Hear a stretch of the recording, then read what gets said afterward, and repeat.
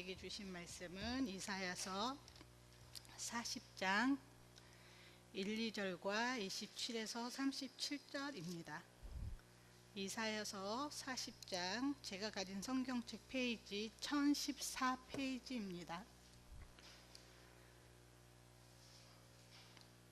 다 같이 찾으셨으면 1, 2절 같이 읽고 27절부터 31절까지 같이 읽도록 하겠습니다. 시작. 너희의 하나님이 이르시되 너희는 위로하라. 내 백성을 위로하라. 너희는 예루살렘의 마음에 닿도록 말하며 그곳에게 외치라. 그 노역의 때가 끝났고 그 죄악이 사함을 여호와의 손에서 벌을 배나 받았느니라 할지니라 하시니라. 야곱 27절. 야곱아 어찌하여 내가 말하며 이스라엘아 내가 이르기를 내 길은 여호와께 숨겨졌으며 내 송사는 내 하나님에게서 벗어난다 하느냐. 너는 알지 못하느냐. 영원하신 하나님 여호와 땅 끝까지 창조하신 이는 피곤치 아니하 곤비하지 아니 명철이 한이 없으시며 피곤한 자에게는 능력을 주시며 무능한 자에게는 힘을 더하시나니 소년이라도 피곤하며 곤비하며 장정이라도 넘어지며 쓰러지되 오직 여호와를 앙망하는 자는 새 힘을 얻으리니 독수리가 날개치며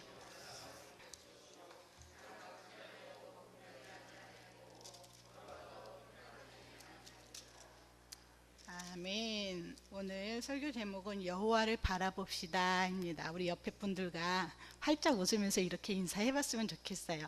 여호와를 바라봅시다. 오늘 우리 성도님도 옷 입으신 거 보니까 이제 겨울이 다가오는 느낌을 받아요. 엊그제가 여름이라서 너무 더워가지고 막 여기저기서 한숨 소리가 나고 그랬는데 벌써 이렇게 날씨를 하나님께서 서늘하게 해주셨습니다.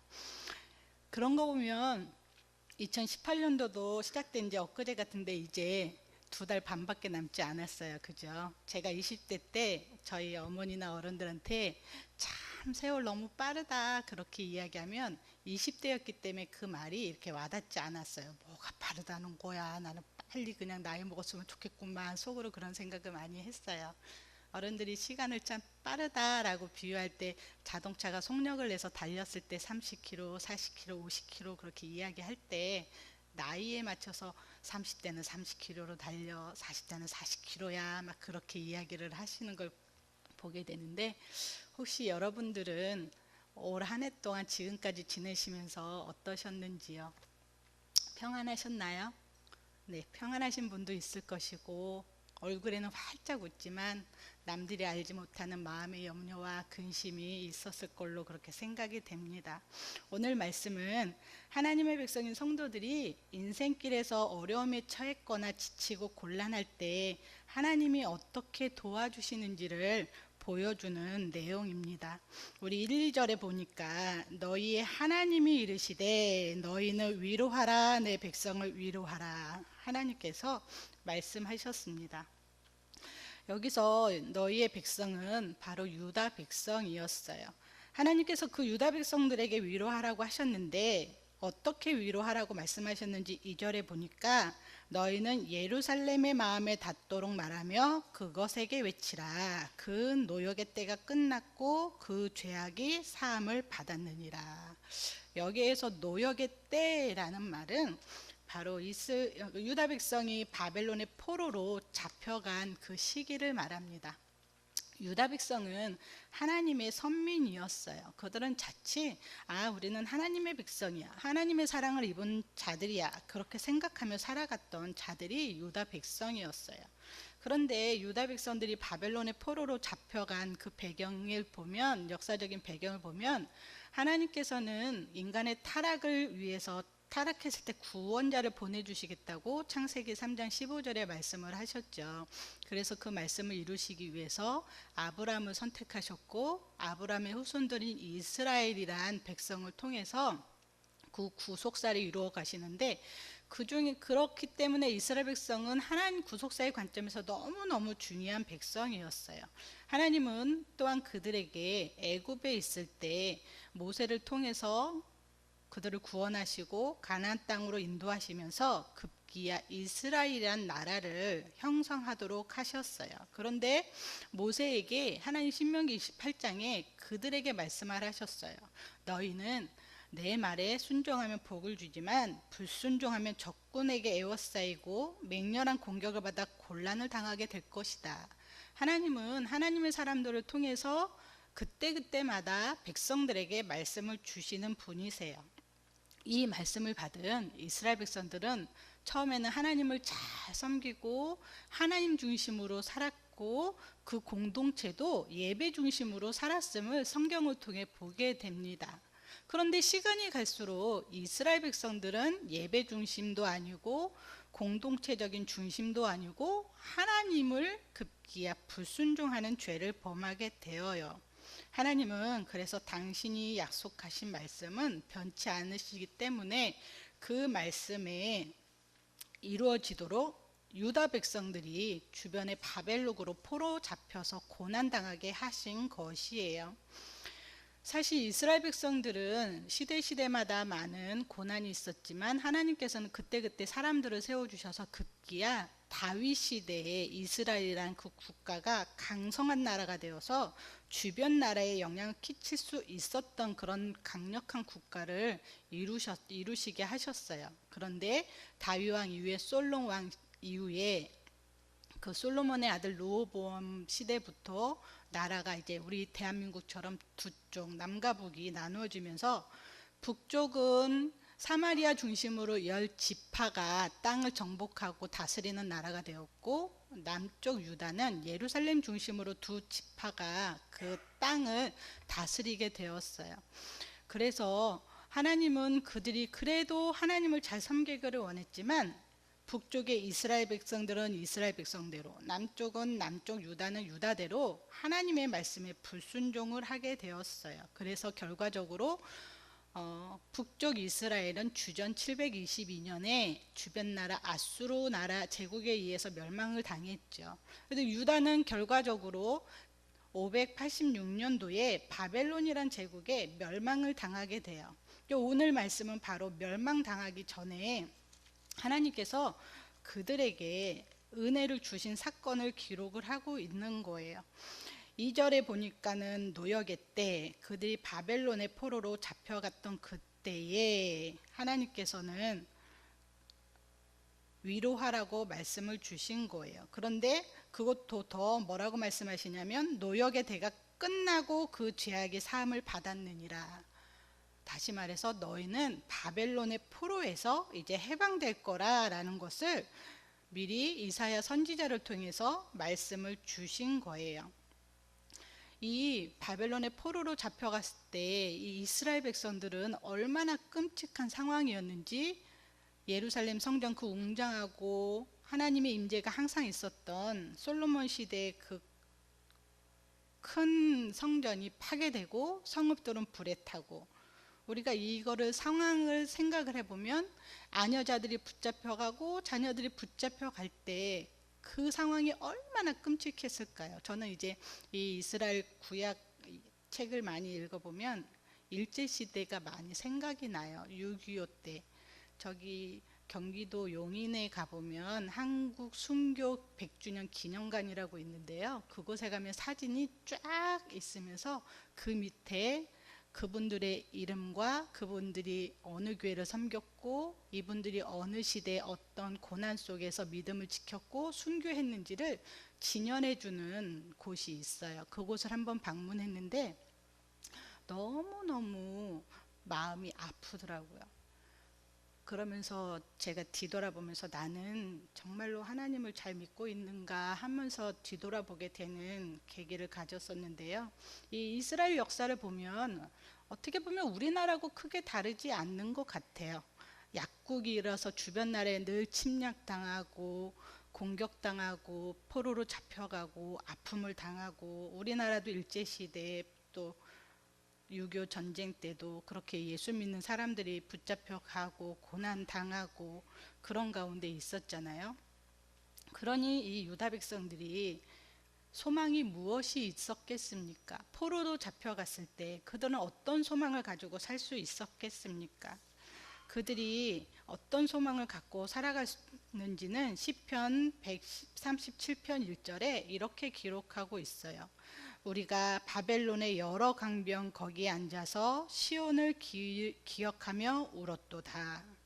늘 그들은 바벨론이라는 곳에서 강변에서 시온을 기억하며 울었다는 거예요.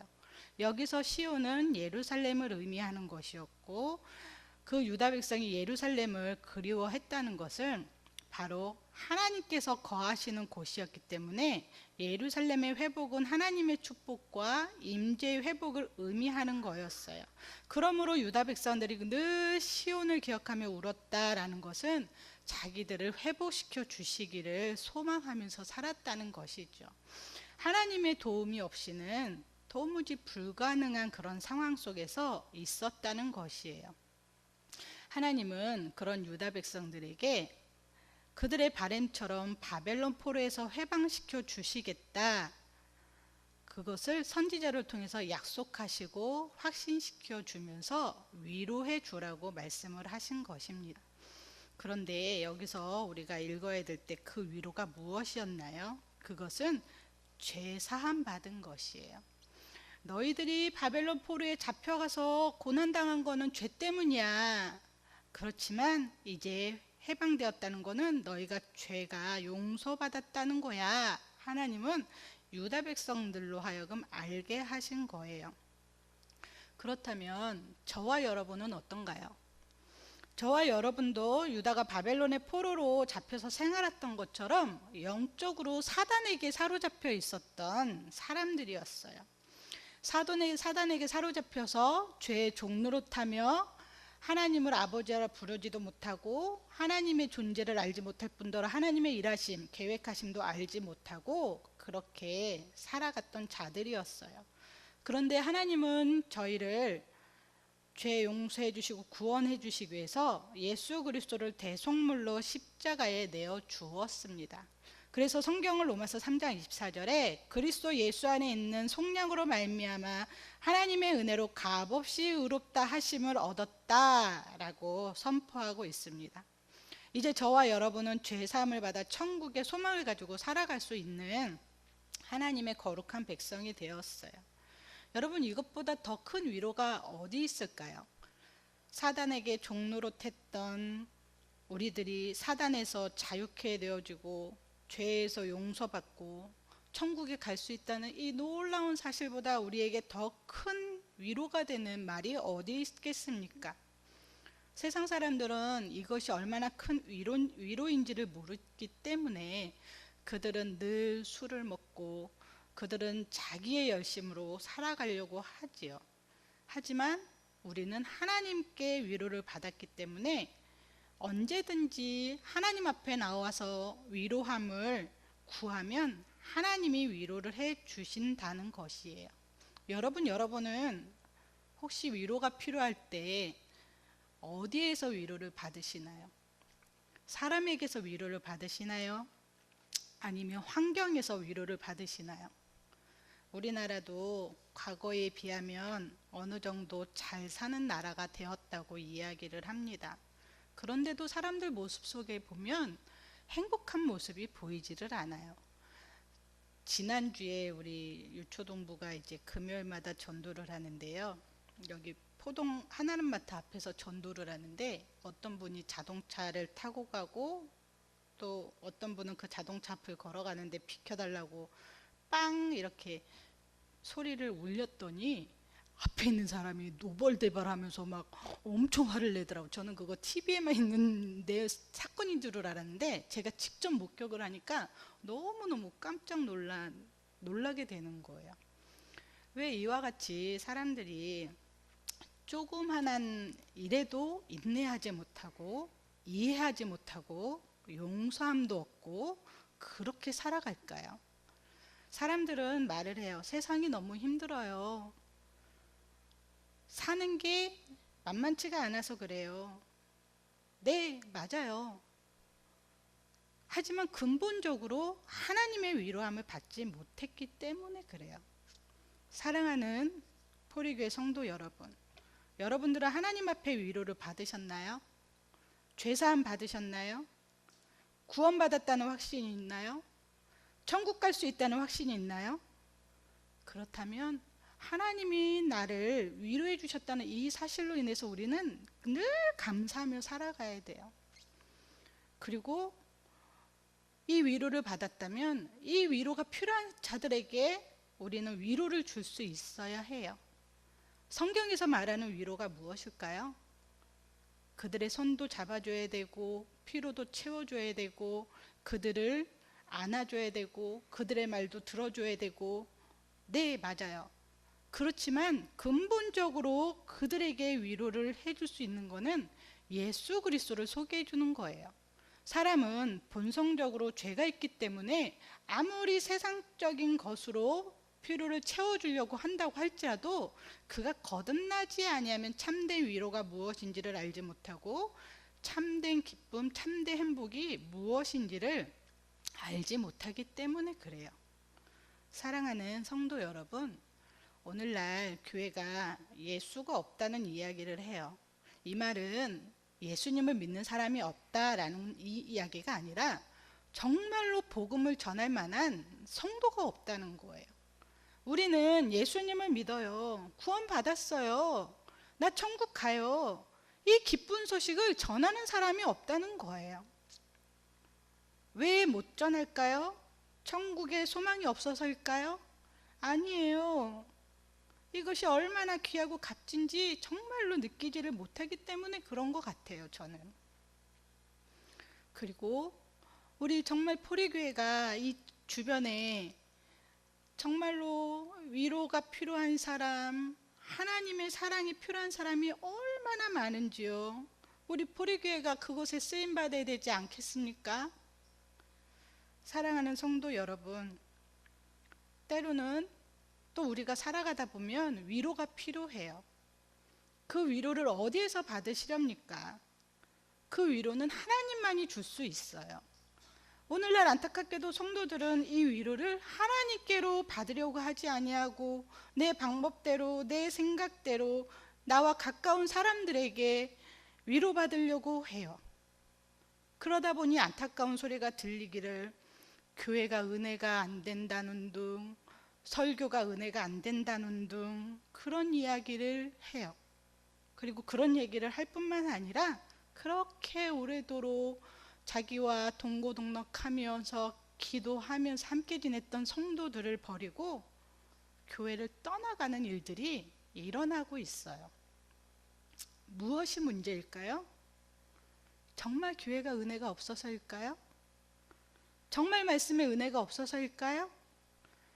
맞을 수도 있어요.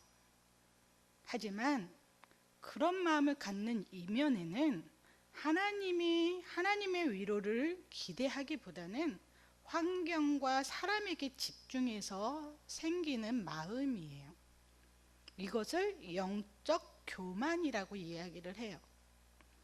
사랑하는 성도 여러분, 여러분들은 하나님의 위로를 받고 신앙생활을 하고 계십니까? 철저하게 우리는 하나님의 위로로 만족하고 하나님의 위로 때문에 신앙생활을 해야 되는 성도임을 기억하시기 바랍니다. 두 번째로, 하나님은 하나님의 백성들이 어려움에 처했을 때 어떻게 도와주시냐면 두 번째, 새 힘을 공급하심으로 도와주신다는 것이에요. 우리가 27절부터 읽었는데 이 말씀은 그냥 글자 그대로 보면 너무너무 은혜가 되고 힘이 되는 말씀이에요. 근데 27절에 보면 이 내용의 뉘앙스를 보면 사실은 하나님께서 유다 백성을 책망하는 내용이에요. 하나님이 유다 백성을 야곱아 어찌하여 내가 말하며 이스라엘아 내가 이르기를 내 길은 여호와께 숨겨졌으며 내 송사는 내 하나님에게서 벗어난다 하느냐. 이거는 하나님께서 그들에게 책망하는 어조예요. 왜 책망을 했냐면 유다 백성들은 불신앙적인 생각을 했기 때문이에요. 여러분 생각해 보십시오. 바벨론에 포로로 잡혀갔을 때 자기들은 하나님의 백성이라고 그렇게 당당하게 생각하고 주장하고 믿고 살았는데, 현실은 하나님의 백성이 있으면 안 되는 곳에 있었던 거예요. 그리고 그런 상황뿐만 아니라 그들은 이웃 나라 바벨론이라는 사람들, 즉 우상을 섬기는 사람들에게 조롱당하고 업신여김을 당했으니 얼마나 비참하겠습니까? 오늘날 한국교회가 세상의 지탄을 받는다는 이야기를 들으면 우리들도 어떻게 하면 좋은가 그런 생각을 할 때가 있지 않나요? 그들은 그런 상황에 있는 자기 자신들을 보고 한탄할 수밖에 없었어요. 더 나아가 이런 생각을 했어요. 하나님은 우리를 보호하지 않나 보다. 하나님은 우리를 도울 능력이 없으신가 보다. 이런 생각은 불신앙에서 오는 생각이죠. 하나님은 불신앙적인 생각을 결코 기뻐하지 않으셨어요. 과거에 가나안 땅에 들어가기 전에 모세를 통해 12 정탐꾼을 보냈을 때 그 10명이 보고한 불신앙적인 생각을 가지고 보고한 그 내용을 하나님은 들으시고 그들의 생각에서 나오는 말 그대로 그들은 가나안 땅에 들어가지 못하게 하셨어요. 하나님은 불신앙적인 생각을 가지고 살아갔던 유다 백성들을 향하여 책망하신 거예요. 그래서 그들이 가지고 있는 생각이 얼마나 잘못되었는지를 알게 함으로 부끄러워하게 하신 것이에요. 오늘날도 불신앙적인 생각은 우리에게 많이 생각을 갖게 해요. 예를 들자면 할 수 없어, 하지 못해, 환경이 허락되지 않잖아, 그런 생각을 갖고 좌절하게 하고 낙심하게 하고 포기하게 해요. 교회 사역도 보면 불신앙적인 생각을 갖고 있으면 무슨 일을 하려고 할 때 안 돼요, 불가능해요, 성도들이 협조 안 해요, 이런 생각으로 앞으로 전진을 할 수 없을 거예요. 하나님은 불신앙적인 생각을 갖는 것을 믿음 없음으로 보고 계시는 거예요. 이 유다 백성들이 그렇게 불신앙적인 생각을 하고 있으니 하나님께서는 너무나 답답하셔서 그들을 책망하시고 그들이 그 생각함이 얼마나 부끄러운지를 말씀해 주고 계셨어요. 하지만 하나님은 그렇게 책망만 하신 분이 아니라 우리 31절에 보면 오직 여호와를 앙망하는 자는 새 힘을 얻으리니 독수리가 날개치며 올라감 같을 것이요 라고 하시면서 그들에게 힘을 주시겠다, 능력을 주시겠다 라는 메시지를 주면서 소망을 갖게 하셨어요. 사랑하는 성도 여러분, 우리들도 동일하게 이 세상을 살아갈 때 때로는 무슨 일을 할 때 이 하나님께서 새 힘을 주셔야만 할 수가 있는 것이죠. 우리는 그것을 다 알고 있습니다. 그렇다면 하나님은 어떤 자들에게 이 힘과 능력을 주실까요? 오늘 말씀에 여호와를 앙망하는 자라고 말씀하고 있습니다. 앙망하다라는 단어의 뜻은 히브리어로 카와입니다. 이 카와의 뜻은 기다리다, 기대하다, 바라다, 소망하다 라는 뜻을 가지고 있어요. 즉 여호와를 앙망하는 자는 여호와께 소망을 둔다는 거예요. 여호와를 바라본다라는 거예요. 여호와를 의지한다라는 것이에요. 비록 내가 직접 눈에 보이고 귀에 들리는 상황과 환경이 불가능하다 할지라도 하나님이 나와 함께 하시기 때문에, 하나님이 나와 함께 해주시기 때문에 나는 할 수 있습니다 라는 믿음을 갖는다라는 것이죠. 속담에 첩첩산중이라는 말이 있습니다. 이 속담은 마치 산을 넘으면 또 산이 보이고 산을 넘으면 또 산이 보이고 마치 인생의 고난도 연속이라는 것을 알게 하는 속담입니다. 우리 성도들도 인생을 살아가다 보면 고난을 맞이하게 됩니다. 성도라고 해서 고난을 피해갈 수는 없습니다. 오히려 더 참된 믿음을 가지고 살아가려면 고난이 더 많이 주어지는 거예요. 우리는 편안하게 신앙생활을 하고 싶고, 우리는 아무런 아픔, 슬픔, 그런 좌절, 그런 거 없이 신앙생활 하고 싶은 마음이 있을 거예요. 하지만 성경은 그렇게 말하고 있지 않아요. 참된 믿음을 가지고 살아가면 고난이 있다라고 말해주고 있어요. 그래서 성경 66권 다 읽어보면, 성도들의 삶을 보면 그들의 삶이 얼마나 고난과 역경과 그런 아픔을 겪으면서 믿음을 지키며 살아가는지를 보여주고 있어요. 혹시 이 자리에 앉아 계시는 분 중에 남이 알지 못하는 고난이 있으신 분 계신가요? 그렇다면 오늘 말씀 31절 말씀을 붙잡고 살아가는 성도님 되기를 바랍니다. 우리 한번 31절 큰 소리로 한번 읽어보겠습니다. 시작!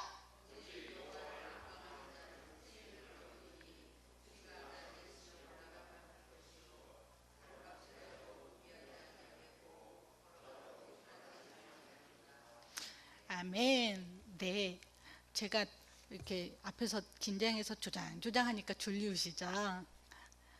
제가 이 말씀을 붙잡고서 이제 살아갈 때 하나님께서 새 힘을 주신 게 무엇인지, 사실은 이 새 힘을 준다라는 거는 그냥 힘만 주시는 게 아니라 우리의 모든 여건, 환경, 우리가 당하는 고난, 그런 모든 문제를 하나님께서 해결해 주신다는 그 이면에 그 진리가 숨겨져 있어요.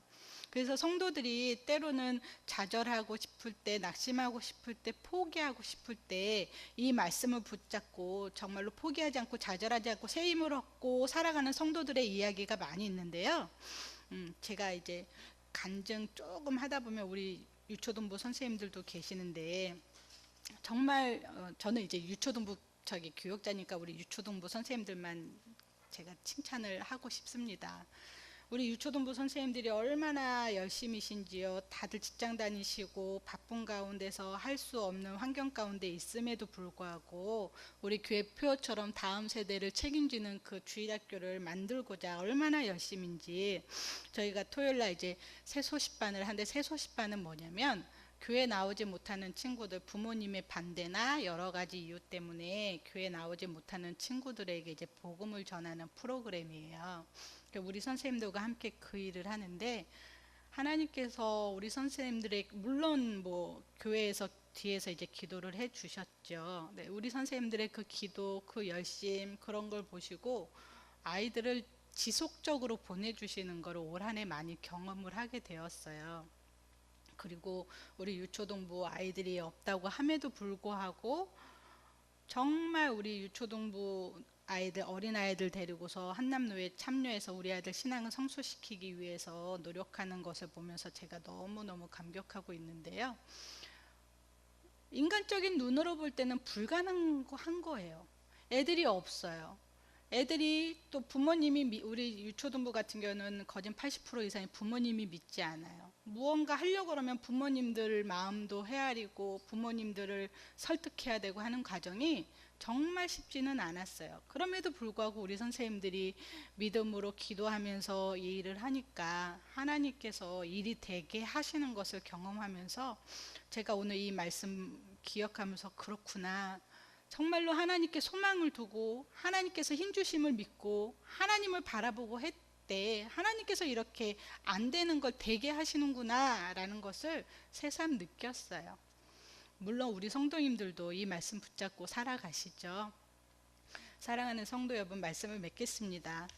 우리는 과거에 집착하는 자들이 아니라 과거에 함께 하셨던 그 하나님, 지금 나와 함께 하심을 믿고 앞을 내다보며 미래를 향하여 나아가는 사람들이 되어야 합니다. 그러면 어떻게 해야 될까요? 우리 눈에 안 보이는 이 미래, 세상적인 이야기를, 뉴스 사건을 보면은 거진 불안, 염려하는 소리가 우리에게 들리는데, 우리는 그런 소리가 아닌 이 하나님을, 말씀을 붙잡고 하나님을 바라보며 살아가야 되지 않을까 생각합니다. 오늘 주님 앞에 나온 우리 성도님들, 오늘 이 말씀 붙잡고 혹시 위로가 필요하시다면 하나님 위로해 주세요 기도하시고, 또 새 힘이 필요하면 하나님 저에게 새 힘을 주옵소서, 그렇게 기도하고 응답받고 돌아가는 성도님들 되기를 소망합니다. 기도하겠습니다. 고마우신 하나님,